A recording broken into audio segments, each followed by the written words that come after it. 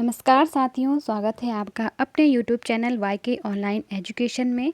दोस्तों, आज का वीडियो थोड़ा हटके होने वाला है क्योंकि आज हम अपने जो एनसीईआरटी की सीरीज़ हम पढ़ रहे थे उसको लेके बात नहीं करेंगे, बल्कि आज थोड़ा अपडेट्स को लेकर बात करेंगे कि हमारे देवभूमि में क्या क्या चल रहा है, उस पर बात करेंगे। सबसे पहले देखिए, वीडियो वीपीडीओ भर्ती में सीबीआई जांच होनी चाहिए या नहीं होनी चाहिए, इस पर हम बात करेंगे। और क्या इसके बारे में अपडेट्स हैं, इस पर बात करेंगे। फिर है लेक्चरर भर्ती में जांच के आदेश। जो लेक्चरर की भर्ती हुई है, चाहे वो हाल ही में हुई है वो वाली, या फिर 2018 में जो भर्ती हुई थी, उस पर भी हम बात करेंगे। फिर सहायक अध्यापक एलटी का जो कोर्ट केस चल रहा है, कल उसकी हियरिंग थी, क्या हुआ उस पर भी हम बात करेंगे। तो वीडियो शुरू करने से पहले यदि आपने अभी तक चैनल को लाइक शेयर सब्सक्राइब नहीं किया है तो प्लीज़ कर लीजिए, अपने दोस्तों के साथ शेयर ज़रूर कीजिए। और चलिए आगे बढ़ते हैं।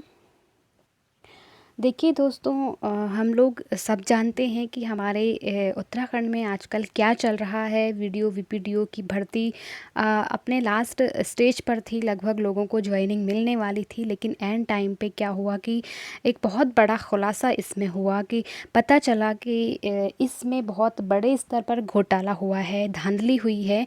और ये अपने आप में बहुत अच्छी बात भी है, क्योंकि देखिए, अगर ये खुलासा नहीं होता तो शायद वो जो लोग बहुत बड़ी मात्रा में पैसे के बल पर बिना मेहनत किए हुए एक विभाग में घुसने की जो तैयारी कर रहे थे, तो आप सोच सकते हैं दोस्तों कि वो अपने आजीवन के जो भी उनका कार्यकाल होता जॉब का, उसके अंदर वो कितने घोटाले करते। तो ये अपने आप में बहुत अच्छी जो बात है कि वो घोटालेबाज निकल कर सामने आ रहे हैं, और बहुत कम समय में बहुत ज़्यादा लोगों की मतलब गिरफ्तारियां हुई हैं। लेकिन हमें यहीं पर संतुष्ट नहीं होना चाहिए, क्योंकि देखिए, यहाँ पे पहले हम ये जो चीज़ें हैं उन्हें पढ़ लेते हैं थोड़ा। देखो, कई और सफ़ेद पोश होंगे बेनकाब, तो आप समझ रहे होंगे कि किसकी ओर इशारा किया जा रहा है। पेपर लीक मामले में उत्तरकाशी का नाम केवल हाकम सिंह के कारण ही सामने नहीं आया। सूत्रों के अनुसार यहाँ के कई और लोग भी हैं जो इस धांधली में शामिल हो सकते हैं। पिछले दिनों में एक महिला जनप्रतिनिधि का नाम सामने आ रहा था। अब पता चला है कि कुछ लोग पहले हाकम सिंह के साथ काम करते थे, समय के साथ उनका किसी न किसी बात को लेकर अलगाव हो गया। ऐसे में वे अपनी अलग सत्ता चला रहे थे। बताया जा रहा है कि इनमें से कुछ ने बहुत से अभ्यर्थियों को अपने स्तर से नकल कराई है। एसटीएफ जल्द ही इन सफ़ेद पोशों में से कुछ को पूछताछ के लिए बुला सकती है। इसके बाद गिरफ्तारी भी संभव है। देखो दोस्तों, आप लोगों की क्या राय है इस संबंध में? अभी तक जो गिरफ्तारियां हुई हैं वो बहुत बड़े स्तर के जो लोग हैं वो भी इसमें शरीक हैं, हम सब जानते हैं। लेकिन अभी गिरफ्तारियां केवल जो छोटी मछलियां जिन्हें नाम दिया जा रहा है उनकी अभी गिरफ्तारियां हुई हैं। जो बड़े लोग इसमें शामिल हैं उन तक हमारी एसटीएफ की टीम नहीं पहुंच पाई है, और मुझे नहीं लगता है कि उनका दायरा इतना ज़्यादा है एसटीएफ का कि वो इस जो भर्ती के पीछे बड़े सफ़ेद पोश लोग जो शामिल हैं उन तक पहुंच पाएगा। तो हाँ, यहाँ पर जो लोग अपनी मेहनत से निकले हैं उनका ज़रूर मैं कह सकती हूँ कि नुकसान होगा, क्योंकि काफ़ी लंबे समय से वो लोग डिप्रेस थे, बड़ी मुश्किल से तो भर्ती निकली थी, मेहनत के बावजूद वो लोग सेलेक्ट हुए थे। लेकिन उसके बावजूद भी उन्हें आज इस तरह की धांधली का सामना करना पड़ रहा है। लेकिन दोस्तों, क्या आप लोग भी, कई लोग निकले होंगे, तो आप लोग खुद सोचिए कि हमारे यहाँ पे जॉब लगने से बड़ी चीज़ है कि यहाँ पे एक भ्रष्टाचार को यहाँ पे उनका अंत किया जा रहा है, भ्रष्टाचारियों का। तो ये अपने, मुझे लगता है ये ज़्यादा इम्पोर्टेंट है। यहाँ पे हमें ज़्यादा ध्यान इस ओर देना चाहिए कि जो भ्रष्टाचारी हैं उन्हें अपनी इस देवभूमि को उनसे मुक्त कराना। हमारी भर्ती अगर कैंसिल भी होती है, दोबारा से पेपर भी करवाया जाता है, तो ये अपने आप में एक हम कह सकते हैं कि अच्छा ही होगा, क्योंकि अगर भ्रष्टाचारियों को अंदर एक भी भ्रष्टाचारी अगर यहाँ पे आज अंदर होता है ना, तो मुझे लगता है कि आने वाली पीढ़ियाँ फिर इसका शिकार वो भी होंगी, हम तो होंगे ही होंगे, लेकिन आने वाली पीढ़ियाँ भी इसका शिकार होंगी। तो आप लोग यहाँ पे अपना धैर्य मत खोइएगा, क्योंकि भर्ती अगर आपने मेहनत की है, अगर दोबारा से भी भर्ती होती है तो बिल्कुल आप लोग वहाँ भी सिलेक्ट हो जाओगे। लेकिन जो ये धांधली बाज हैं, जो भ्रष्टाचारी हैं, अगर आज ये अंदर होते हैं तो इसका हर्जाना हमें पीढ़ियों तक भुगतना पड़ सकता है।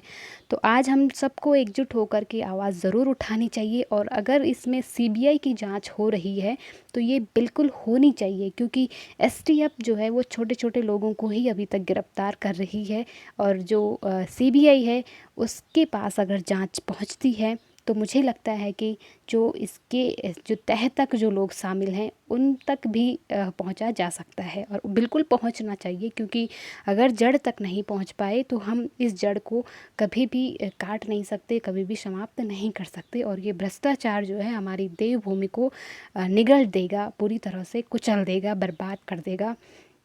तो मुझे लगता है कि बिल्कुल सीबीआई जांच होनी चाहिए। आपकी क्या राय है इस संबंध में, आप कमेंट सेक्शन में मुझे ज़रूर बताइएगा।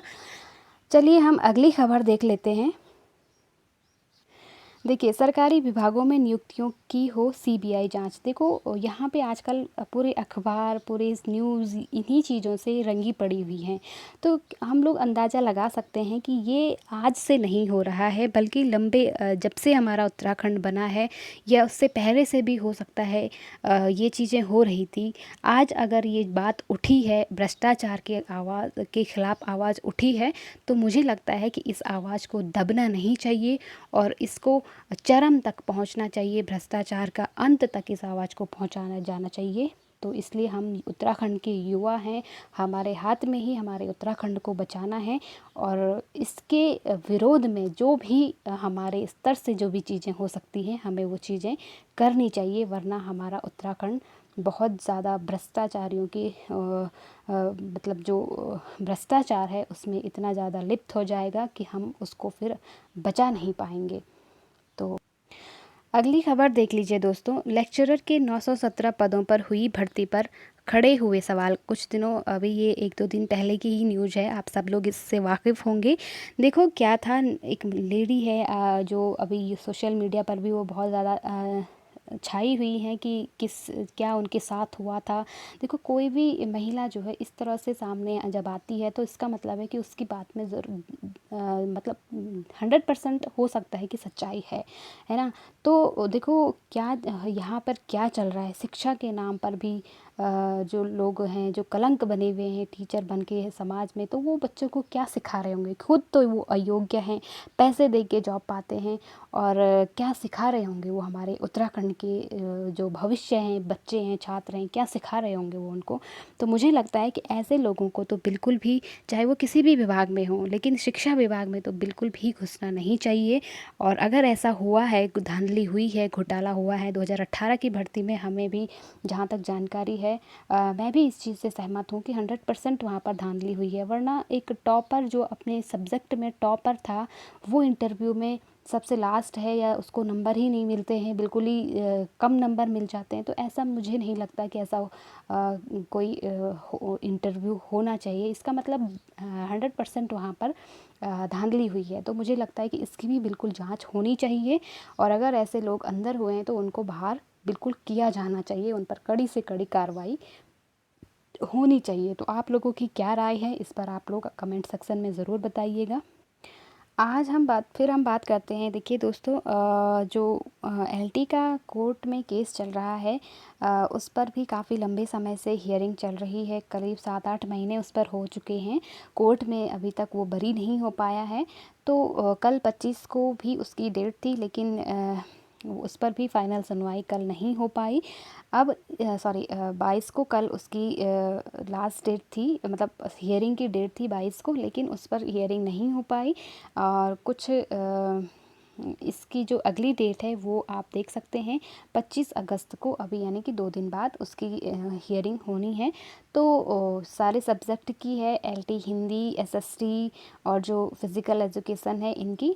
तो मैं उम्मीद करती हूँ कि 25 को इस पर कुछ पॉजिटिव सकारात्मक वो बने और ये भी जल्दी से जल्दी कोर्ट से भरी हो जाए। और इन लोगों को जो लंबे अरसे से तैयारी कर रहे थे, मेहनत कर रहे थे और सेलेक्ट होने के बाद भी उन्हें जॉब नहीं मिल पाई है, तो उनको जल्दी से जल्दी उनकी जॉइनिंग मिल जाए।